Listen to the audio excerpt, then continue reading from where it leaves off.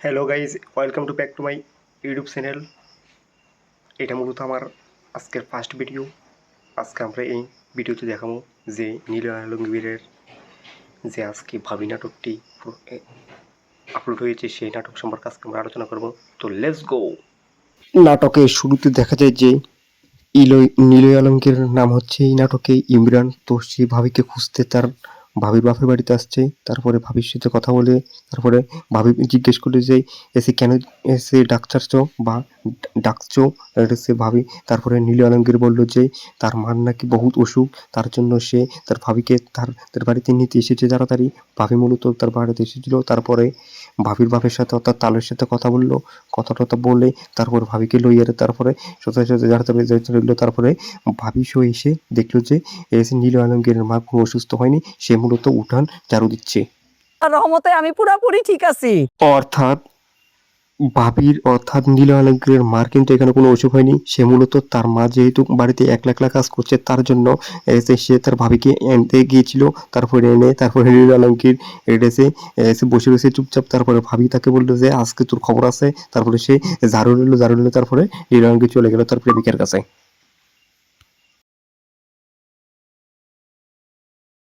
আলমগীর যখন প্রেম করতে আসলো তখন তারপরে তার ভাবিও চলে আসলো এখানে। তারপরে দেখলো যে ওনারা দুজন যেখানে প্রেম করতেছে, তারপরে ভাবিও কেউ মারারি দেখছে। তারপরে ভাবি এসে তারপরে তাদের সামনে দাঁড়ালো। তারপরে ভাবি এসে বললো যে এসে ভাবির খালতো বোনের সাথে নাকি নীল আলমগীর সম্পর্ক আছে। তারপরে নীল আলমগীর বাড়িতে খানা খেতে আসলো। হইছে আর নীল আলমগীর মূলত খানা খানার সময় বললো যে এই তরকারি দিয়ে সে খানা খাবে না, তারপরে তার জন্য মাছ ভাজি করে নিয়ে আসতে বললো। তারপরে ভাবি মাছ ভাজি করে নিয়ে আসলো। তারপরে ভাবি বললো আমি দিয়ে দিই। তারপর নীল আলমগীর বললো না। তারপরে তারা দুজন এসে নীল আলমগীর ভাইয়ের সাথে কথা বলতেছিল তার ভাবি। তারপর নীল আলমগীর তারাও এখানে এসে এখানে বসলো। তারপরে নীল আলমগীরের মা অর্থাৎ ইমরান এবং ইমরানের মা তারপরে তার ভাবি তার কথা বললো। তারপরে আবার এরপরের দিন নীল আলমগীর তার প্রেমিকার কাছে আসলো। প্রেমিকার কাছে এসে তারপরে তারা প্রেম করতে গেছিল। তারপরে প্রেম করতে গেলে যে নীল আলমগীর প্রেমিকা বললো যে তুমি তোমার সোনিয়ার কাছে যেয়ে যাও, অর্থাৎ ভাবির খালতো বোনের কাছে যেয়ে যাও। তারপরে তারা প্রেম করতে লাগলো। তারপরে আবার তারা বাড়িতে আসলো। ভাইজান নাকি সকালে কাজে যাওয়ার সময় অ্যাক্সিডেন্ট করছে। তারপর কিছুক্ষণ পরে নীল আলমগীর এসে বলল যে তার ভাই নাকি তার কাছে কল করেছিল যে তার ভাই নাকি সকালে অ্যাক্সিডেন্ট করেছে। তারপরে তার বসলো, তার ভাই কিছুক্ষণ পরে নাকি মারা গেল। তারপরে তার ভাইকে বাড়িতে আনা হলো। তারপরে বাড়িতে আনার পরে সবাই এসে দেখুন দাফন কাফন করলো। দাফন কাফন করার পরে তারপরে সবাই কান্নাকাটি করছে। কান্নাকাটি করার পরে তারপরে নীল আলমগীর হঠাৎ করে তাদের পুরনো স্মৃতিগুলিতে মনে পড়লো। পুরনো স্মৃতিগুলি দেখতে আসে আর আফসোস করতে আসে তার ভাই তার জন্য কত কিছু করেছিল। তারপরে হঠাৎ একদিন তার তালয় অর্থ নীল আলমগীরের ভাবির বাবা তাদের বাড়িতে আসলো। এসে বললো যে তার ভাবিকে নাকি অর্থাৎ তার ভাবির বাবা তার ভাবিকে নিয়ে গিয়ে তারপর অন্য গানে বিয়ে দিবে। তারপর নীল আলমগীর এবং নীল আলমগীরের মা এখানে বারণ করে এবং নীল আলমগীরের মা বারণ করে বলে যে তুই এই বাড়িতে থাকবি না। অর্থাৎ ভাবির বাবা বলে যে তুই এই বাড়িতে থাকবি না, তোকে আমি নিয়ে গিয়ে অন্য জায়গায় বিবাহ দেব। তারপরে তুই এখানে সংসার করবি, এখানে বিধবা বাড়িতে তুই থাকার কোনো প্রয়োজন নেই। তারপরে ভাবির শাশুড়ি মূলত বারণ করবে, এখন ভাবির শাশুড়ি এখন মূলত বারণ করবে, বলে যে না সে যাবে না, আমার ইমরানের সাথে ওর বিবাহ দিব। তারপরে সে কথা বললো। তারপরে ভাবির বাবাও কিছুক্ষণ আপত্তি থাকার পরে কিছুক্ষণ রাজি হবে আবার হবে না এরকম নারাজ। তারপরে কিছুক্ষণ কথাবার্তা বলানোর পরে দিলে শেষ হয়ে যাইতে দিতে পারব না, তাই আমি তারে এইখান থেকে নিয়ে গিয়া ভালো ছেলে দেখা। মূলত এখানে ভাইজান ভাবির অনেক ভালোবাসতো। বাবা বলেছিল যে ভাবির এই তার বাড়ি থেকে জীবনটা নিয়ে ঠিক হবে, অন্য ধ্বংস কোথাও করে বিয়া দিতে দিয়ে পারে না। না, এখান থেকে নিয়ে বিবাহ ভাবি দিল। যদি এই বাড়িতে থাকে নীল আলমগীর তাহলে আমার কাছে মনে এখানে হইব বলল আমার যে ভাইজানও আছে। হ্যাঁ, কিন্তু ভাবি আমার তার মাইয়া এই অনেক বাড়িতে ব্যস্ত। থাকলে তারপরে তাদের মধ্যে আশেপাশের মানুষ তো কথাবার্তা তারে হচ্ছে, বিধবা কইব, বলতে অপয় কইব, অলক্ষে কইব। এই সমাজে কুকুর বিড়ালের দাম আছে, কিন্তু বিধবা মাইয়াগো কোনোই দাম নাই।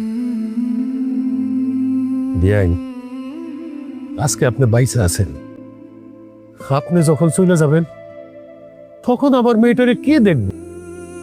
ইমরান এখনো বিয়া করে নাই। ইমরা যখন বিয়া করব তার বউ তো এই বাড়িতে আইসা ইমরানের বইয়ের পরিচয় এই বাড়িতে থাকবো।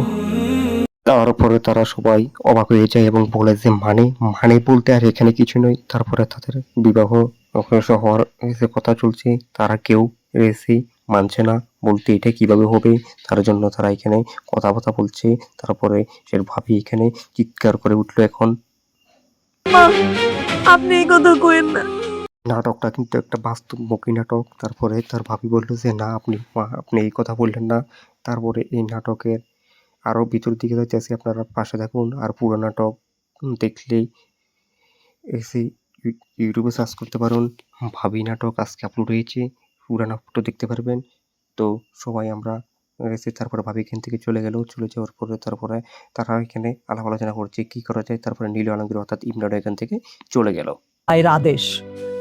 মা, তুমি আমার এমন আদেশ করো না। তারপরে নীল আলমগীরের মা এখানে এসে তাকে আদেশ করলো যে তুই তোর ভাবিকে বিবাহ করতেই হবে, এটা আমার আদেশ, আর অন্য কোথাও হবে না। তারপরে নীল আলমগীর বলল যে না, এটা হবে না। আর বিয়েটা হয়ে গেলে দেখবি আস্তে আস্তে সব ঠিক হয়ে যাবে বাবা। মা, তুমি আমার মা হয়ে আমার কেন এই কঠিন পরীক্ষার মধ্যে ফেলাইতেছো কও? কারণ আমার শফিকে, আমার বড় ছেলেটার সহায় সম্পত্তি তো আমার রক্ষা করতে হইব। ভুলে গেছো সিমরা, শফিক বিকে যত টাকা পয়সা পাঠাইছি সব যে বৌমার অ্যাকাউন্টে পাঠাইছি, সব টাকা তো বৌমার অ্যাকাউন্টেই আছে। আর এই যে বিদেশ যাওয়ার পর যে জায়গা জমিগুলি কিনছে, ধন সম্পত্তি কিনছে, এগুলি তো সব বৌমার নামে। এখন যদি বৌমা চলে যায় রে, তাহলে তাহলে তুই দেখ, আমার স্যার মাথার ঘাম পায়ে ফেলা টাকা আর এই সহায় সম্পত্তি, টাকা পয়সা সব চলে দেব না? হ্যাঁ, তুই সব ছেলে দেব না? আমার ছেলেটা বিদেশে গিয়ে। তারপরে নীল আলমগীরের মা নীল আলমগীরকে জড়িয়ে ধরে কান্না করতে করতে বলেছে না হলে আমাদের মান সম্মান থাকবে না রে বাবা, না হলে আমাদের মান সম্মান থাকবে না। তারপরে এসে তার ভাবি এখানে এসে বসে আছে এবং তার ভাবির বাবা এখানে আসলো। এসে তারপরে দেখলো যে তার ভাবি এখানে চুপচাপ বসে রয়েছে এবং কান্নাকাটি করতে আছে। তারপরে এসে নীল আলমগীর অর্থাৎ তালই অর্থাৎ তার ভাবির বাবা এখানে এসে তাকে ভালো করে বুঝালো, বললো যে কী করার, আর এটা তোকে তো আর অন্য করে নিয়ে বিবাহ যেহেতু করতে হবে, তাহলে তুই এখানেই বিবাহ করে ফেল, অর্থাৎ ইমরানকেই বিবাহ করে ফেল। আর এসে তারপরে এই নাটকটা আরো ভিতরের দিকে যাইতে আছে। সবাই পাশে থাকুন, পাশে থাকুন। এটা হচ্ছে নাটকটা। তারপরে কিছুক্ষণ পরে তার ভাবির বাবা তাকে বুঝিয়ে বললো যে না, কিছু একটা তো করতেই হবে, কিছু একটা করতে হবে। তারপরে তারা রেসে এখানে ভাবি এখানে বসে বসে রেসে ভাবতে আছে, তার স্বামীর কথা মনে করতে আছে। তারপরে মনে করতে করতে করতে করতে করতে করতে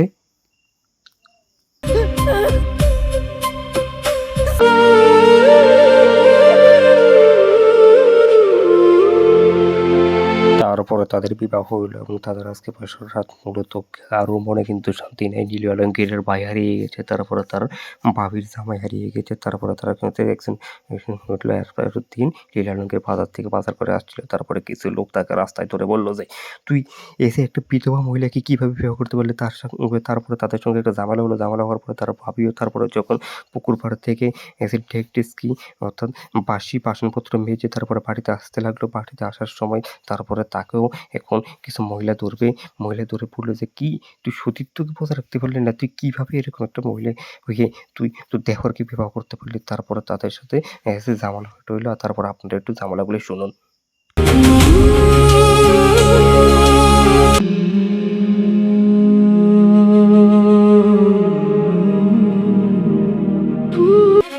তারপরের দিন এসব কথা কয় কেন তোরে? তো আমার সাথে তো ভাবির কোনো সম্পর্ক নাই, সম্পর্ক ছিল না। এটা বলছে। তারপরে সে ঘুমিয়ে গেল। ঘুমিয়ে যাওয়ার পর তার বালিশের কাছে তাকে একটা সিটি এবং কিছু টাকাপত্র মনে হয় দিয়ে তারপরে তার ভাবি চলে গেছে। তারপরে তার ভাবি চলে গেছে। তারপরে নীল আলমগীর এই সমাজ আমাদের সম্পর্কটারে কোনোদিন বুঝবো না।